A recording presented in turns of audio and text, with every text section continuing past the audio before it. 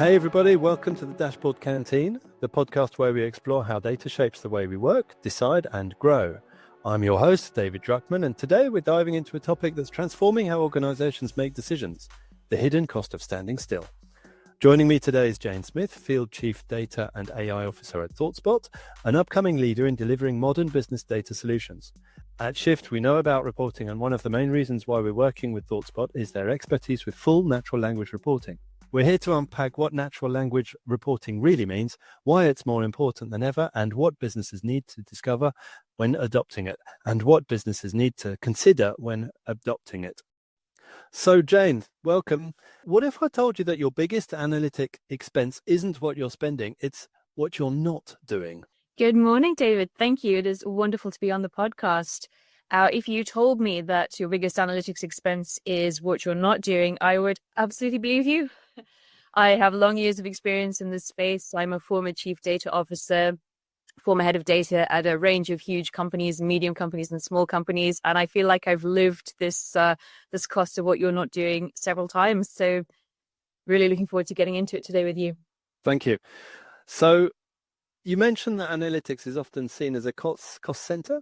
Can you walk us through what the real cost is when organizations fail to modernize their data platforms? Your experience talks a lot about that. What does a data factory look like in practice, and why is it such a money pit? Yes, absolutely. It's funny. I was talking about this yesterday. Somebody was talking about what it was mean to have a data asset, which is very, very closely related to this. So, David, there's a huge cost for failing to modernize your data and analytics platform. And I always thought of my data and analytics platform as a data asset. So your asset being your platform, your data set, your data as a service, so your analytics that you produce, and your data as a product. So maybe your models, your algorithms that you produce. So, if you don't keep that asset upgraded and in good condition, it absolutely is going to incur a cost. I spent a long time working in a pharma company, so I always think of the asset like a huge machine in a production line. If you don't keep that asset in good shape, it's going to cost a lot. So, agreed. Yeah. So in the data space, well, it's obviously very obvious what that feels like for a machine, but in the data space, what that looks like is you start to get a lot of bloat. You get a lot of bloat in your data estate. You get hundreds, maybe thousands of dashboards. They're, very likely to be duplicative. Probably a lot of people aren't logging into them, or they're logging in once or twice. Maybe they're very localized analytics endpoints, maybe in different tools. Maybe you've got all the different analytics tools, which then also means you probably have loads and loads of different semantic layers. And, the cost of that, I'm sure you can hear as I speak, is very expensive. Every dashboard runs queries, and those hit your compute costs. Redundant dashboards, they query the same data multiple times. Even unused dashboards can trigger automated refreshes. But the cost goes beyond that. You can have bloat in your DBT models, maybe. And these, you have loads in those. These can drive demand for new metrics, and engineers keep adding models. And as well as the financial cost, the cost is the cost of trust in your data. You get business not really trusting it. You get your analysts pulled into reconciling metrics. It's such a time sink for everyone, David. Analysts have a lot of debugging. A new hire that comes into this business can be very overwhelmed. And there's a massive innovation cost. It's really, something like this is really a massive blocker for innovation, because it becomes so tricky to sunset. You get very fragile dependencies. It's harder to refactor the data stack because everybody has everybody has this fear of breaking things, and that really does prevent bold change. And of course, there's a massive cost because what you end up with is a data factory. So you talk about ideal ratios between data teams and business users. What should organizations be aiming for across different industries? Yeah, so firstly, let me say a few words about the data factory. I just sort of threw it in casually, didn't I? Everything I just talked about, the bloat, the time sink, the cost. The data factory is when you have to have people to look after all that. And that can get really big really quickly. A few years ago, I was working in a company. I spoke to a chief data officer in a different company. It was a much bigger company. I think it's a $70 billion a year company, real global behemoth. And this he wasn't chief data officer. He was head of data engineering for one business unit. And he told me that he had 300 data engineers for one business unit. And at the time, I was chief data officer of yeah, that's the data factory. So at the time, I was chief data officer at a company that had 1,200 people, and there were a data team of 40, maybe 10 of which were data engineers. And this really got me thinking. It's pretty serious. This made me think, well, what is the right ratio? What is the ideal number of data and analytics resource to companies? So I started to do quite a lot of research into this, and I started to become very observant whenever I spoke to someone at a different company, because I wanted to be able to have numbers on what the data factory would be. Because what the team I had felt quite lean. So after all my research and my conversations, I think what's emerging quite clearly is a good ratio. So ideally, you'd have one data person for every 40 business people, where you have one data person for every 10 or every 15 business people. That's quite expensive. That's quite high, isn't it? So the fewer data people you can have for the more business people, that's when you're doing well. That's when your cost to serve is low. That's when you are more effective as an organization. There are quite analysts, analytics engineers, data engineers, machine learning engineers. So we don't need to adhere too rigidly to it. I think the important thing when you talk about a data factory is you want your business to be able to grow without, and grow in people, grow in revenue, grow in data volumes, without also growing your analytics resource, because that's the data factory, when you're unable to grow as a company without growing the data resource. You're saying it could become a trap to the organization. Yeah, or even a bottleneck. Perhaps I could ask you the following question. How do you recognize when your data team has become a bottleneck rather than an enabler? It's pretty obvious, if I'm honest. So, what you'll see is things like your data team will be overwhelmed with requests. When you look at those requests, they'll be duplicative, they'll be similar. You will find that your business complain about time to insight. Your business will complain about, well, there's different versions. Everyone has a different version of what this should be, what that should be. There's just shadow teams appear. Senior people will hire their own analyst. You'll have, out of nowhere, the commercial team will start to have their own analytics team. The supply chain team will have their own analytics team, and the central team. You'll notice, your compute bills will be high. That's pretty obvious. One thing I noted was that nobody ever did any work on upgrading the platform or the stack unless there was a problem. If something went wrong, a system broke, or there was an issue, everybody in the data team would migrate over to fix it. Once it would fix it, all migrate back to working on ad hoc business requests. I'm just going to put another couple of ones in there, David, because I sort of lived this, how you recognize in your data team is a bottleneck. The business will sort of say to you as the leader of that team, what do your team do all day? And it will be hard for you as a data or analytics lead to answer that, because what they do all day is many, many, many small things. A board might ask you, what innovation are your team doing? What AI, what ML models have you got in production, not development? What IP did your data team create? What revenue streams did you open up for us? Yeah, what data did you monetize? And you'll probably be saying, well, nothing yet. We're working on it, because your team will be too busy on, being a data factory. Clear. It's very clear. So I think the takeaways from that, from what I understand, is that one can start observing that their teams are kind of overworked. They're sweating a bit more than they should be. We're seeing in different parts of the organization, obviously depending on the size of that organization, that sort of shadow IT appearing, Excel files proliferating, that kind of thing. Okay. So those are very clear indicators. Like you say, that becomes a kind of debt of sort. Maybe I could ask you the question, what's tech debt in the analytics world, and how does it actually discourage innovation? So what is tech debt in the analytics world, and how does it actually discourage innovation? Yeah, tech debt is real in analytics and data. We will find things like a lot of hard-coded dashboards. I always think a lot of bespoke data shares, even externally, internally, bespoke data shares, bespoke portals, bespoke dashboards, non-standardized. So if you're an insurance company, maybe an insurance brokerage, you'll have a different, you provide data back to 10 different underwriters. They probably built them all a different dashboard on a different platform from scratch. You don't have standardization. Yeah. Your metrics will be very scattered. Customer churn, maybe if you're a pharma company, customer churn in commercial will mean inactive for 3 months, and in medical affairs it will mean didn't attend the last conference, and then in another part of the business it'll mean something else again. You don't have to use own language, and it's reflected in your semantic layer. One schema change will break 15 reports. That's tech debt and analytics every day. Yeah, and of course, this is the innovation tax that you just mentioned, David. Nobody innovates because people are afraid to break things. It's real, if finance, people are afraid to break things, and that fear is real and it's justified. If something breaks and finance don't know what numbers to report, and this has happened to me before, you are in a lot of trouble.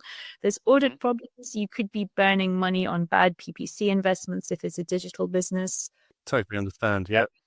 Would that also be part of? I've seen this also in our different clients at Shift. We also see kind of the math behind the reports. Sometimes people don't understand the math. We're seeing kind of central reports being held responsible for, like you say, 15 to 20 other reports. So yes, effectively, tech debt is something that we really need to be aware of. And I guess the takeaway is people should be watching out for that fear, asking the right questions, and making sure that we kind of make reports more solid. Perhaps formalize some of the math behind certain reports. Would you agree that's something that can be done as well? Tech debt is something that we have to be continually aware of in our organization, and I think a good data manager should have his finger on the pulse with regards to that. I agree. Do you have an example of how bloat in a data estate has paralyzed a company's ability to change? I do. Unfortunately, I have several. I also have examples of how these have been undercome. I don't want to be all FOMO and doom and gloom today, but let me pick on a firm I worked at a while ago, and they had a business that would really have lended itself very nicely to the generative AI era. Even before generative to the AI era, they could have done a lot. They could have sold a lot. They could have created a lot of new intel for the company based on the data asset. But it was just very hard, David, to move forward because you can't build AI and ML models on top of chaos. Yeah. And when you do try, models break, they don't perform well, people don't find them useful, exactly the same as when you have a dashboard that isn't particularly useful. But the danger here when it comes to models is because, of how they work, and it's sort of 10x the content, 10x the output of dashboards. So what you can scale very quickly if you're not careful is you can scale confusion, you can scale misinformation, and this is what happened in this company. So a few models that just didn't perform well because the underlying inputs, the underlying infrastructure and foundations wasn't up to scratch. So didn't impress anybody, just was sort of quietly shelved and never really stepped forward. It's good that company made the right decision effectively. It's a good decision, but unfortunately, many companies try to battle through with things like that. I get that. So data bloat and otherwise organizational bloat in a data estate can effectively paralyze a company's ability to change.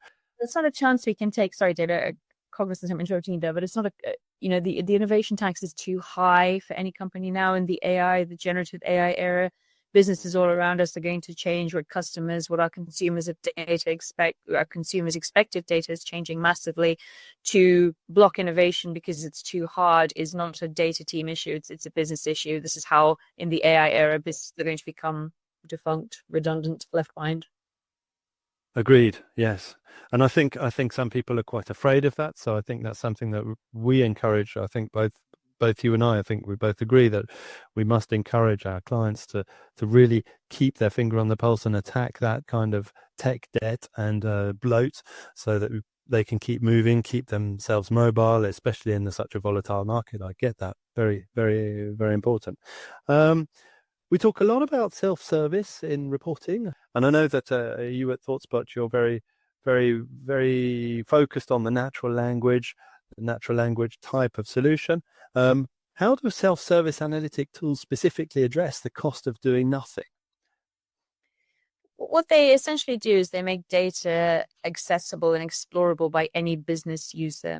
You don't need a specialist team of analysts to go and get information for you. You really shorten that time to insight. You make the company much more data driven. So if I am a business user, maybe I'm a commercial manager in a big pharma. Now I keep saying pharma, don't I? In a big retail company, and I want to know what were sales for last quarter. With self-serve natural language analytics, you just type it into the tool. What were sales for last quarter, or in English, plain English, or whatever language you're using, and you will get that tools. You'll get your answer in English, or you'll get charts as well. They'll pop up for you, and you'll have follow-up questions, won't you? Because we always do. So you'll see what your sales were for last quarter, and you'll think, oh, that looks a bit strange. It looked like they were much lower than expected in France. I want to understand more about that. So you can ask your follow-up question in English. Or you can just drill into the dashboard that it's produced for you.